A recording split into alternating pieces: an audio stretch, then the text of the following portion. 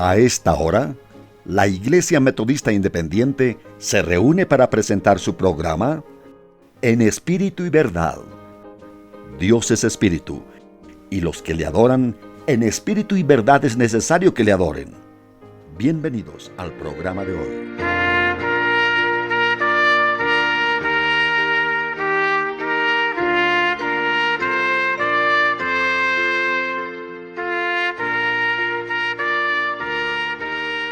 Mateo capítulo 4, desde el versículo 1 al versículo 11, leeremos alternadamente. Dice así la palabra de nuestro Dios. Entonces Jesús fue llevado del Espíritu al desierto para ser tentado del diablo. Y habiendo ayunado 40 días y 40 noches, después tuvo hambre. Y yéndose a él el tentador dijo, si eres hijo de Dios, di que estas piedras se hagan pan. Mas él respondiendo dijo, escrito está, no con solo el pan vivirá el hombre, mas con toda palabra que sale de la boca de Dios. Entonces el diablo le pasa a la santa ciudad y le pone sobre las almenas del templo. Dice, si eres hijo de Dios, échate abajo, que escrito está, a sus ángeles mandará por ti y te alzará en las manos para que nunca tropieces con tu pie en piedra. Jesús le dice, escrito está además, no tentarás al Señor tu Dios. Otra vez le pasa el diablo a un monte muy alto y le muestra todos los reinos del mundo y su gloria. Y dícele, todo esto te daré si postrado me adorares. Entonces Jesús le dice, vete Satanás, que escrito está, al Señor tu Dios adorarás y a él solo servirás. ¿Dos? El diablo entonces le dejó y he aquí los ángeles llegaron y le servían. Amén. Ubicamos en la Epístola Universal de Santiago, capítulo 1, el versículo 2. Dice así la palabra de nuestro Dios, leemos todos juntos. Bienaventurado el varón que sufre la tentación, porque cuando fuere probado recibirá la corona de vida que Dios ha prometido a los que le aman. Amén. Hoy hablaremos justamente de las tentaciones, las cuales son obstáculos con los que nos enfrentamos diariamente. Las tentaciones pueden traducirse como pruebas con un propósito o efecto beneficioso o con un propósito concreto de conducir a actuar mal. Personalmente debo admitir que la mayoría de las veces caigo en tentaciones y me doy cuenta de que podría haber tomado mejores decisiones para glorificar a Dios. Si bien caemos y somos infieles, Dios siempre permanece fiel. Segunda Timoteo 2:13 dice, si fuéramos infieles, Él permanece fiel, no se puede negar a sí mismo. Si caemos en tentación, pero nos arrepentimos y acercamos a Dios, Él tiene misericordia y nos perdona. Proverbios 18:10 dice, torre fuerte es el nombre de Jehová, a Él correrá el justo y será levantado. Sin embargo, a pesar de que Dios nos levanta, a pesar de que Dios nos perdona, Él no desea que caigamos en tentaciones porque éstas tienen consecuencias. De esta manera la Biblia se enfoca en que los cristianos deben triunfar ante las tentaciones. Para comprender esta enseñanza, el cuerpo de este sermón consta de 3 puntos titulados de la siguiente manera. Primero, agentes de tentación, luego las consecuencias de caer y herramientas para enfrentar las tentaciones. Comenzaremos con el primer punto, agentes de tentación. La palabra de Dios indica que Él permite que lleguen tentaciones que somos capaces de tolerar. La primera epístola del apóstol Pablo a los Corintios, capítulo 10, versículo 13, dice, no os ha tomado tentación sino humana, mas fiel es Dios, que no os dejará ser tentados más de lo que podéis llevar. Antes dará también juntamente con la tentación la salida, para que podáis aguantar. Es de suma importancia comprender que ninguna tentación escapa de la voluntad de Dios, pues todo está bajo su control.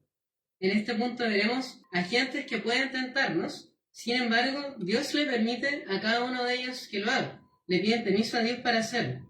Estos agentes también se conocen como los enemigos del cristiano y corresponden a Satanás, nuestra propia concupiscencia y el mundo. Primero hablaremos acerca de Satanás. La Biblia es clara al indicar que Satanás nos tienta. Según la epístola del apóstol Pedro, él anda como león rugiente. Primera de Pedro 5:8 dice, Sed templados y velad, porque vuestro adversario el diablo, cual león rugiente, anda alrededor buscando a quien devore. Esto no solo lo vemos en la actualidad, sino que desde la creación, Satanás busca tentar a la humanidad. En el jardín del Edén, Satanás, en forma de serpiente, fue quien le sugirió a la mujer comer del fruto prohibido. Génesis 3.1 dice: empero la serpiente era astuta, más que todos los animales del campo que Jehová Dios había hecho, la cual dijo a la mujer: ¿con que Dios os ha dicho, no comáis de todo árbol del huerto? Por esto la serpiente fue maldita. Su única forma de desplazarse es arrastrándose, y la mayor parte de su alimento es el polvo de la tierra. Génesis 3.14 dice: y Jehová Dios dijo a la serpiente: por cuanto esto hiciste, maldita serás entre todas las bestias, y entre todos los animales del campo. Sobre tu pecho andarás, y polvo comerás todos los días de tu vida. Recordemos el Congreso Internacional de la Misión, con la participación del hermano, que él pertenece al Ministerio de Respuesta en Génesis. Él expuso argumentos científicos de la maldición contra la serpiente. Por ejemplo, el genotipo de la serpiente tiene la información para formar patas. Sin embargo, cuando llega el momento de la expresión de estos genes, esos genes se frenan y no se expresan, no se muestran en el fenotipo, como la expresión de los genes. Y eso era algo súper interesante. También él hablaba acerca de que la serpiente utiliza mucho su lengua para buscar alimento, que genera un cierto torbellino, y en ese torbellino come polvo, come mucha tierra para recién consumir su alimento. Y ahí vemos las dos maldiciones que Dios dio a la serpiente. Pero la serpiente como animal no tiene idea de esto. La serpiente vive su vida día a día y no es consciente de la maldición, pero Satanás sí lo es. Es un recordatorio para Satanás. Pero a pesar de este recordatorio, Satanás no frena su comportamiento tentador. Él se atrevió a tentar al mismo Señor Jesús. Mateo 4.1 dice: entonces Jesús fue llevado al Espíritu al desierto para ser tentado del diablo. Satanás tentó 3 veces al Señor Jesús. La primera vez le sugirió convertir las piedras en pan. La segunda vez le sugirió lanzarse desde las almenas del templo, es decir, desde un lugar alto, para demostrar que era hijo de Dios. La tercera vez le ofreció todos los reinos del mundo si se postraba delante de él. Jesús acudió a la palabra de su Padre y no buscó discutir ni razonar con Satanás. Si usted discute con Satanás, está validando sus ideas y le está dando autoridad. Su trabajo debe reducirse a mirar hacia arriba. Colosenses 3, del 1 al 2 dice: si habéis pues resucitado con Cristo, buscad las cosas de arriba, donde está Cristo sentado a la diestra de Dios. Poned la mira en las cosas de arriba, no en las de la tierra. Satanás está en la tierra, pero nuestro Dios está en todo lugar. Él está también en los cielos, donde Cristo está sentado a su diestra. Tenemos que mirar a Cristo y no discutir con Satanás. No solo Satanás nos tienta, sino que nuestra propia naturaleza busca pecar y desagradar a Dios. La epístola de Santiago señala lo siguiente, en el capítulo 4, versículo 1, dice lo siguiente: ¿de dónde vienen las guerras y los pleitos entre vosotros? ¿No son vuestras concupiscencias las cuales combaten en vuestros miembros? La palabra concupiscencia se refiere a un intenso deseo por algo específico. Esto es muy similar a las tentaciones. Yo, para preparar este tema, vi otro tema que era del pastor Charles Stanley, que él decía que las tentaciones no vienen sosteniendo el meñique, sino que agarran el brazo, agarran el hombro para arrastrarnos a lo que a Dios no le agrada. Nos vienen levemente, un intenso deseo, son intensos, como nuestra propia concupiscencia. Existe un cuento de pueblos indígenas americanos que anuncia lo siguiente: un día, una anciana cherokee llamó a su nieto para contarle una historia. Le dijo: dentro de cada uno de nosotros hay una batalla entre 2 lobos. Un lobo negro que lucha contra todo y todos incesantemente, es ira, envidia, culpa, resentimiento, celos, avaricia, soberbia, mentiras y ego. Y un lobo blanco que vive en armonía con lo que le rodea. Es bondad, alegría, paz, amor, esperanza, gratitud, generosidad, humildad, compasión, empatía y verdad. El niño meditó un momento estas palabras y luego preguntó: abuelo, ¿qué lobo ganará? El viejo cherokee sonrió y respondió: aquel al que alimentas. Este cuento esconde una verdad bíblica. Quienes reciben a Cristo en su corazón presentan una pasada y una nueva naturaleza. Segunda los Corintios 5:17 dice: de modo que si alguno está en Cristo, nueva criatura es. Las cosas viejas pasaron, y aquí todas son hechas nuevas. Dios nos llama a escoger un nuevo hombre refiriéndose a hombre o mujer, a una nueva persona que es criado conforme a Dios. Efesios 4, del 22 al 24 dice: a que dejéis cuanto a la pasada manera de vivir, el viejo hombre que está viciado conforme a los deseos de error, y a renovaros en el espíritu de vuestra mente, y vestir el nuevo hombre, que es criado conforme a Dios en justicia y en santidad de verdad. El nuevo hombre es el lobo blanco, que busca ser alimentado, pues el lobo negro, su propia concupiscencia, siempre buscará tentar. Ahora pasaremos al tercer agente de tentación. Primero señalamos a Satanás, luego nuestra propia concupiscencia, y ahora pasamos a ver el tercer agente, que es el mundo. No cabe duda de que el mundo es fuente de tentaciones. La parábola del sembrador enseña que la palabra de Dios, que cae en el corazón de una persona, puede ahogarse en el afán de este siglo. Mateo 13:22 dice: y el que fue sembrado en espinas, este es el que oye la palabra, pero el afán de este siglo y el engaño de las riquezas ahogan la palabra y hácese infructuosa. La primera epístola del apóstol Juan nos muestra que todo lo que hay en el mundo se reduce a tres cosas. Primera de Juan 2:16 dice: porque todo lo que hay en el mundo, la concupiscencia de la carne y la concupiscencia de los ojos y la soberbia de la vida, no es del Padre, mas es del mundo. Es decir, los deseos de nuestra carne es uno, los deseos de nuestros ojos es lo segundo, y lo tercero es la soberbia de la vida. Son las tres cosas que tenemos en el mundo y no son del Padre, son del mundo. Y no son de provecho. Por ende, Dios nos dice que no amemos al mundo. Pero no se refiere a las personas que habitan en el mundo. Recordemos Juan 3:16. Porque de tal manera amó Dios al mundo, que ha dado a su Hijo unigénito para que todo aquel que en él cree no se pierda, mas tenga vida eterna. Pero en ese caso se refiere a las personas que habitan en el mundo. Tenemos que sentir compasión por ellas, pero no por lo que practican, no por las costumbres, no por toda la estructura cultural, social que el mundo presenta y que es pecadora. Por eso, en la epístola de Santiago, se narra que la amistad con el mundo es enemistad con Dios. Santiago 4:4 dice: adúlteros y adúlteras, ¿no sabéis que la amistad del mundo es enemistad con Dios? Cualquiera pues que quisiere ser amigo del mundo, se constituye enemigo de Dios. Los hijos de Dios están en el mundo, pero no son del mundo. Estamos en medio de gente que desagrada a Dios, que no quieren que Cristo venga a reinar, sin embargo no debemos imitarlos.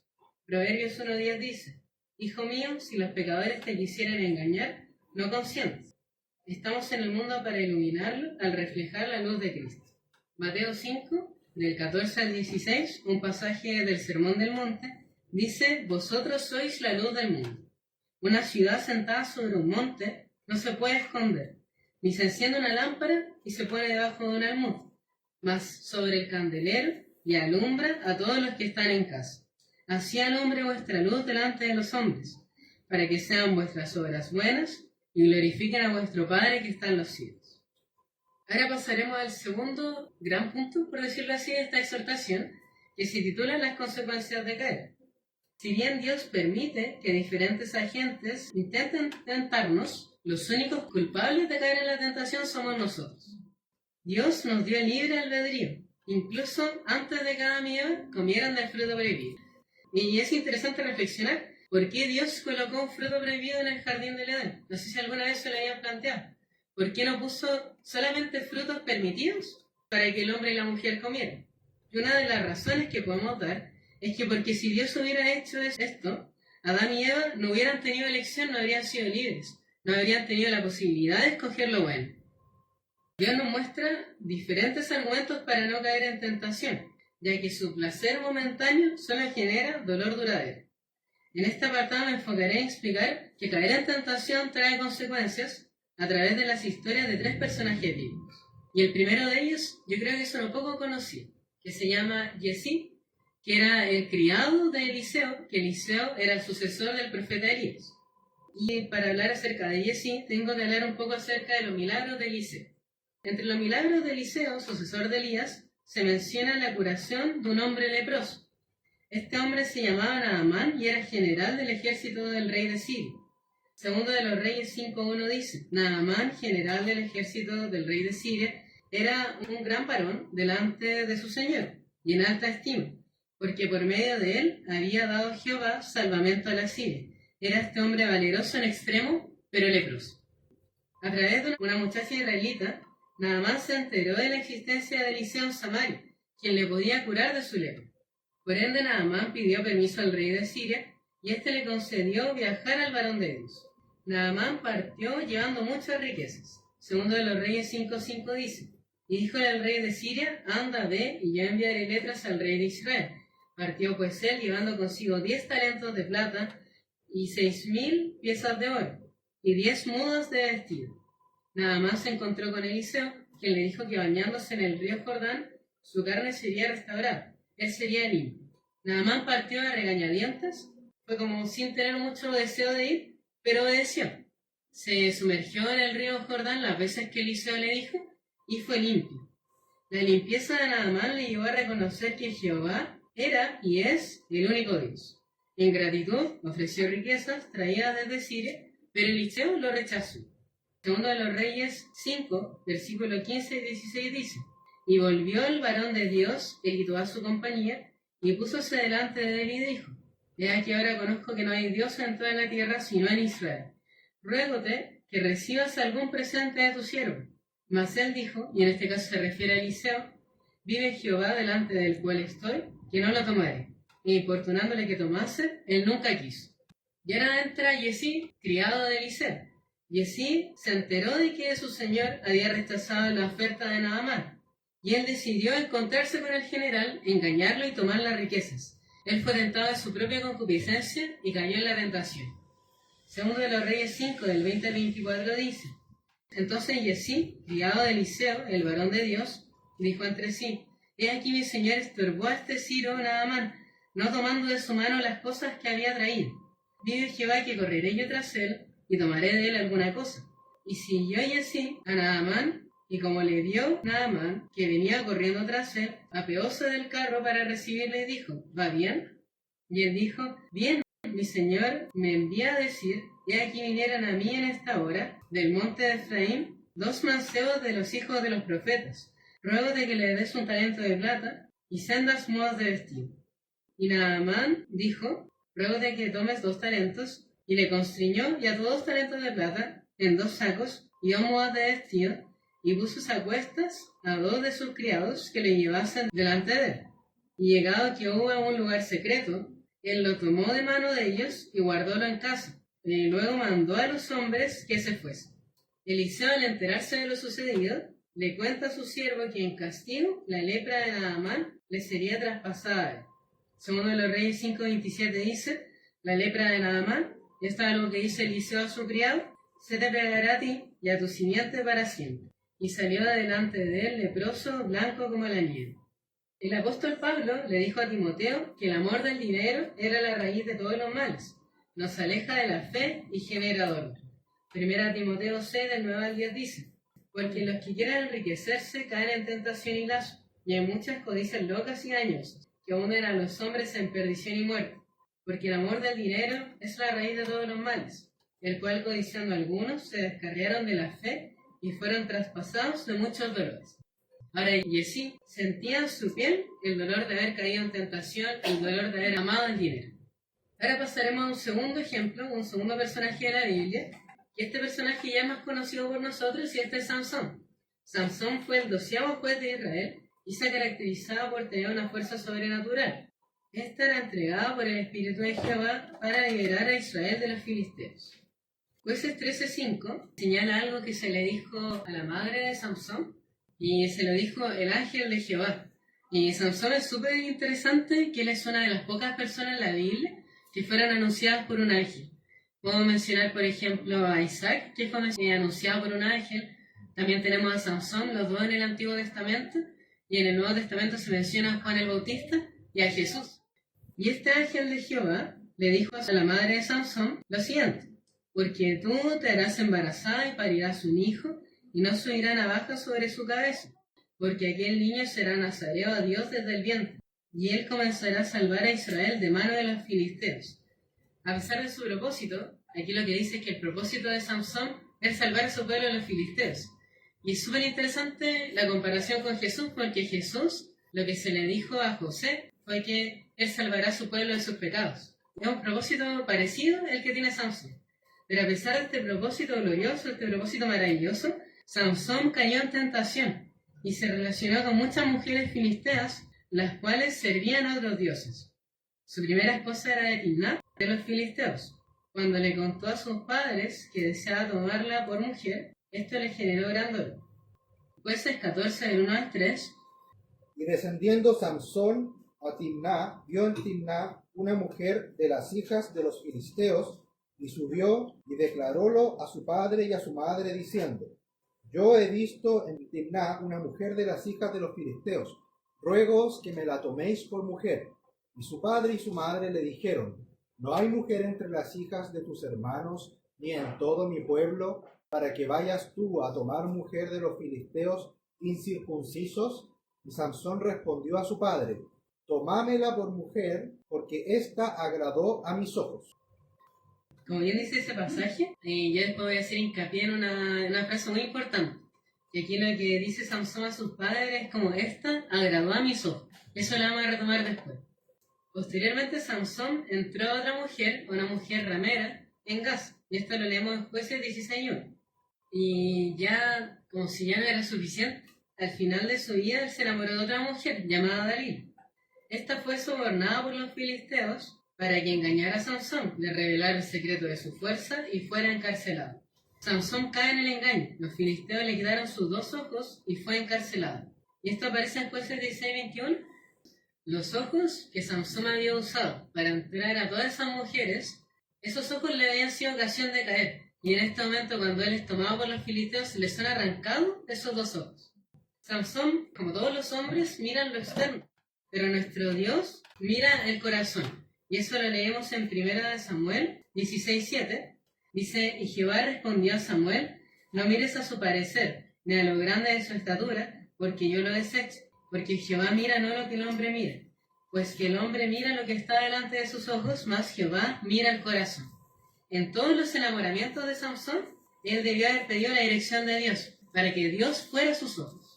Podríamos pensar que ahora que Samsón estaba encarcelado, que estaba siendo torturado por los filisteos, podemos pensar que en verdad era Dios quien le estaba torturando.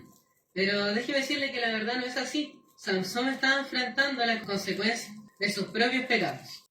Pero pasa algo bien interesante. Las consecuencias de los pecados de Samsón son los primeros pasos para que él se reconcilie con Dios al final de su vida.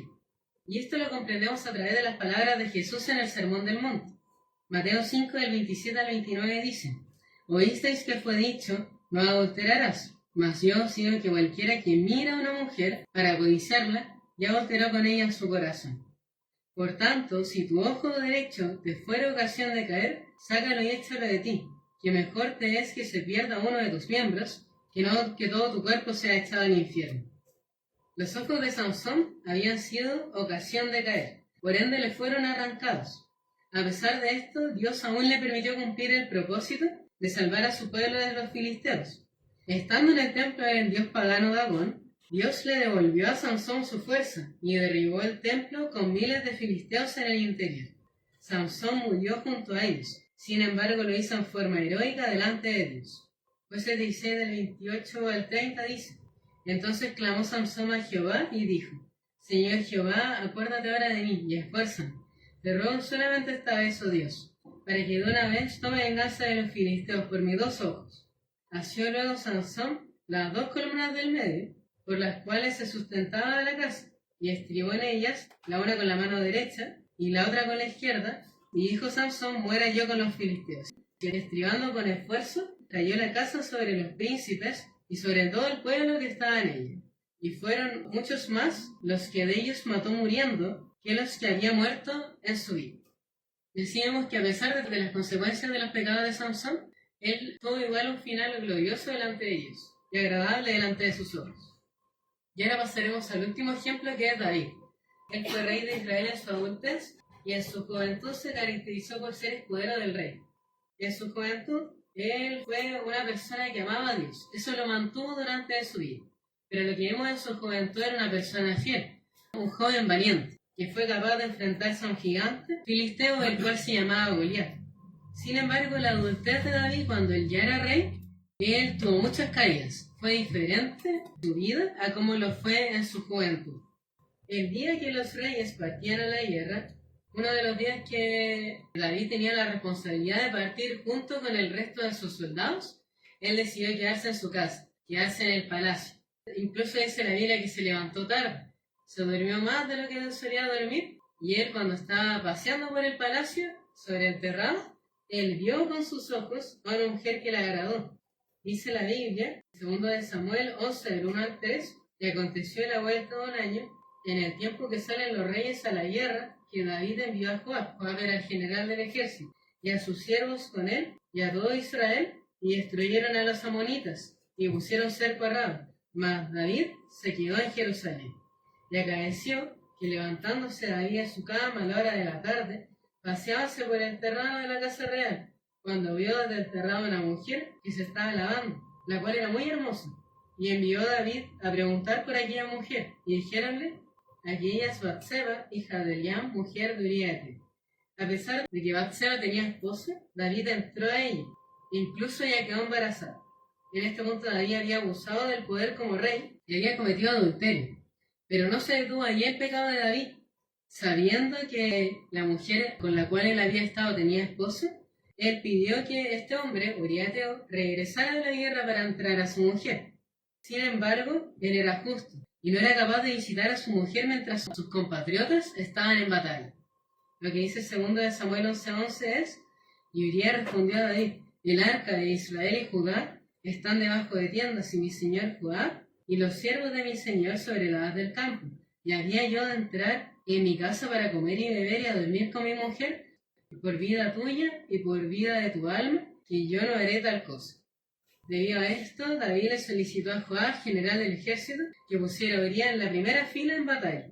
Este lugar era muy peligroso, porque eran los que primero se enfrentaban. Y debido a que este lugar era muy peligroso, Uría murió. David había sido responsable de la muerte de un hombre justo. Si bien David demostró arrepentimiento genuino, e incluso para ver un arrepentimiento verdadero, el Salmo 51 es ejemplo de eso. David de verdad se arrepintió, David se dolía de su pecado, y Dios le perdonó. Pero las consecuencias del pecado llegan. Dios nos perdona, nos limpia, pero no somos impunes de las consecuencias de nuestro propio pecado. Y una consecuencia inmediata fue que el hijo, que había nacido ya de Batseba, ese niño enfermó y murió. Y esto le fue anunciado a David a través del profeta Natán. Lo que dice acá la Biblia es: y Natán se volvió a su casa, y Jehová hirió al niño que la mujer de Uría había parido a David, y enfermó gravemente.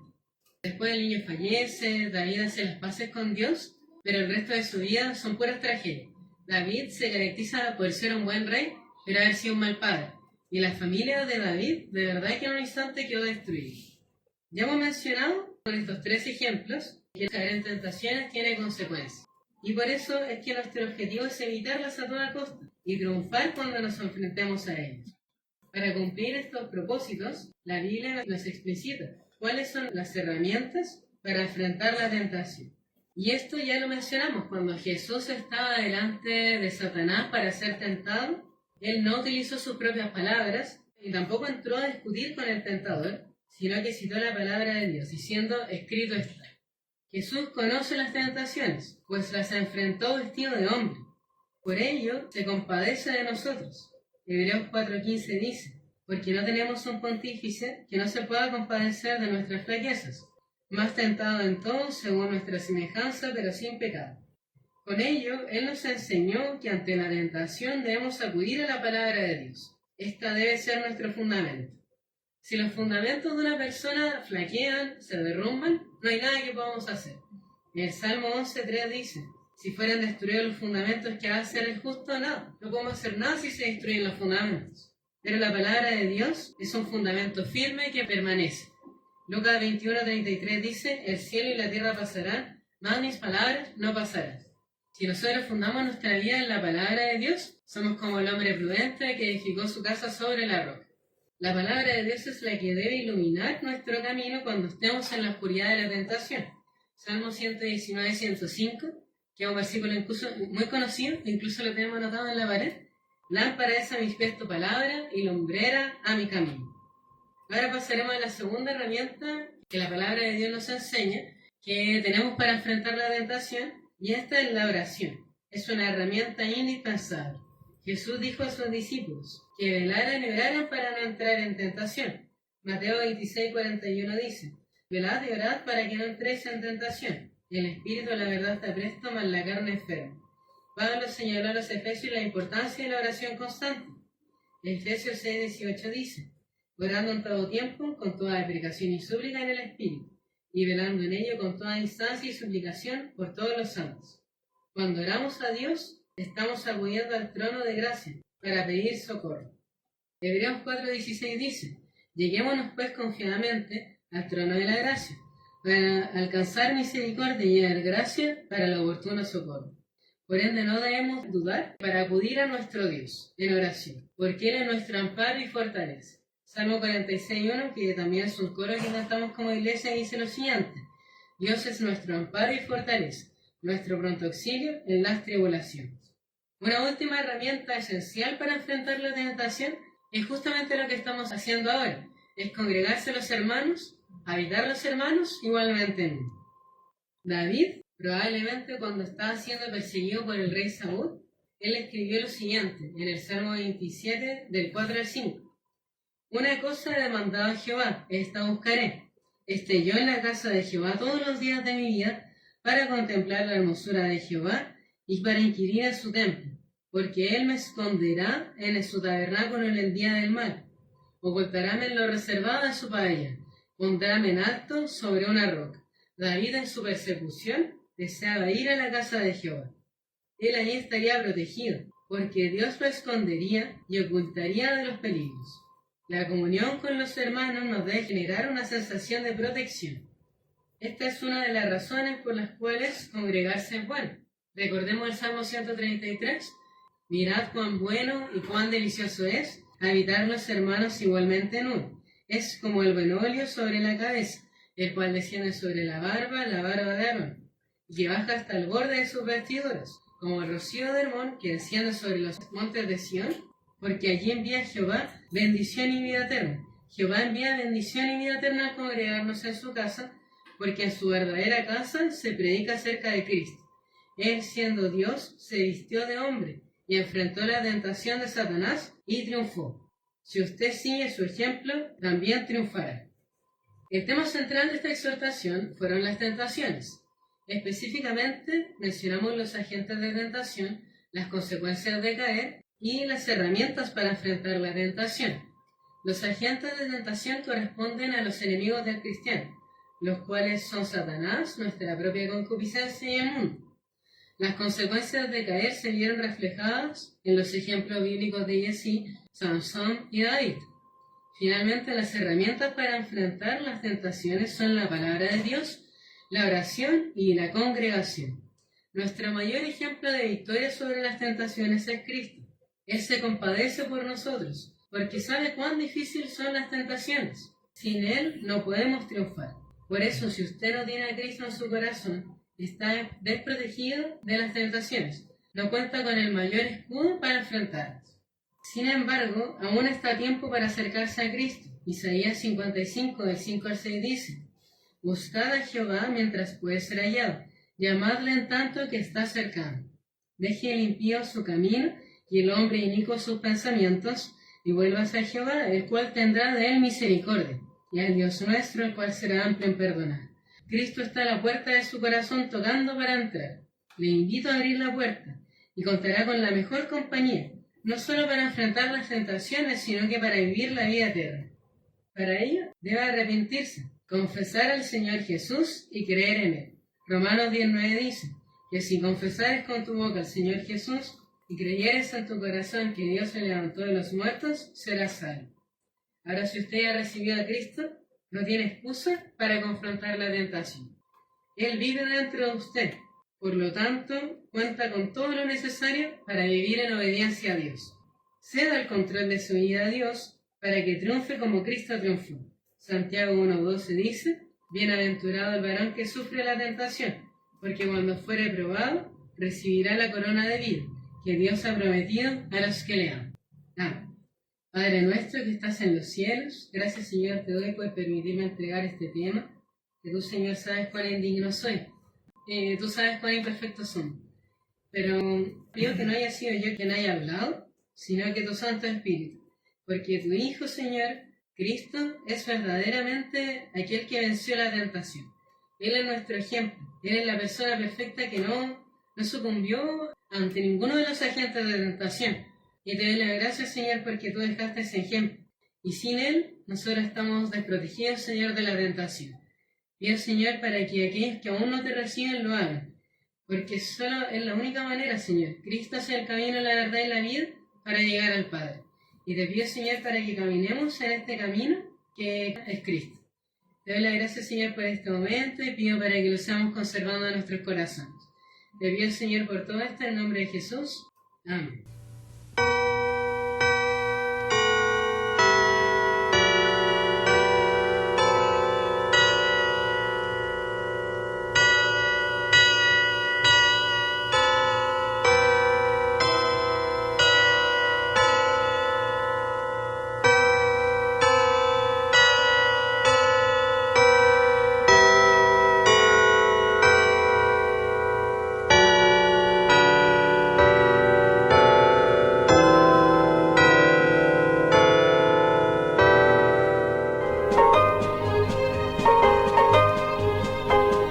Hasta aquí, la Iglesia Metodista Independiente ha presentado En Espíritu y Verdad. Dios es Espíritu, y los que le adoran, en espíritu y verdad es necesario que le adoren. Que el Señor les bendiga.